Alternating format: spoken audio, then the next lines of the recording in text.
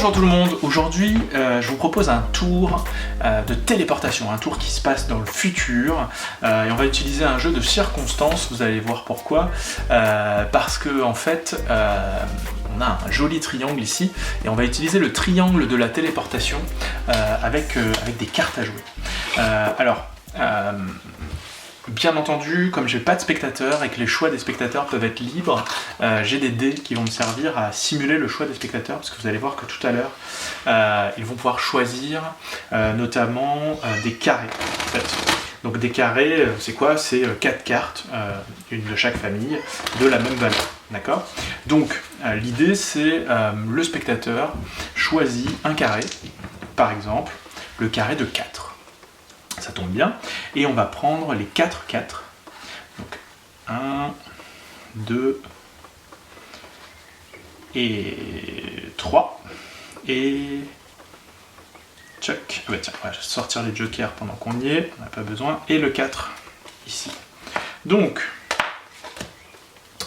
on a 4 4 et on va se servir du 4 de pique pour marquer en fait là où le triangle avec les 4 se trouve, d'accord?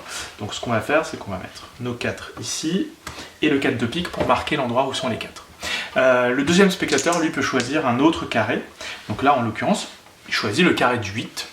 Pourquoi pas, tant mieux, hein, ça ressemble à un carré parfait. Donc on va sortir les 8, 2, et 3, et 4. Ouais.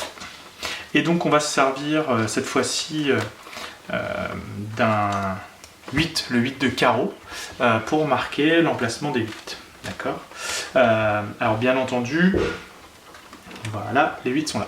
Et le troisième joueur, alors lui, il va faire différemment. Ce qu'il va faire, c'est qu'il va faire le troisième côté du triangle de téléportation en coupant une petite partie du paquet, en la retournant. D'accord? Et en coupant maintenant une plus grande partie du paquet et en la retournant à nouveau. Ce qui fait qu'il est libre d'avoir coupé comme il le voulait.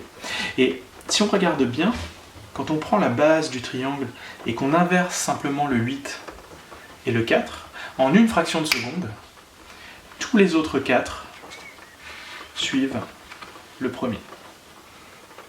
Alors ça va très très vite, mais on peut le refaire une deuxième fois, puisque, vous souvenez-vous, hein, le troisième spectateur a pu couper où il voulait, hein, sur n'importe laquelle de ces cartes-là, d'accord, mais il a coupé ici précisément, d'accord, sur cette carte-là, le roi de cœur, une très jolie carte.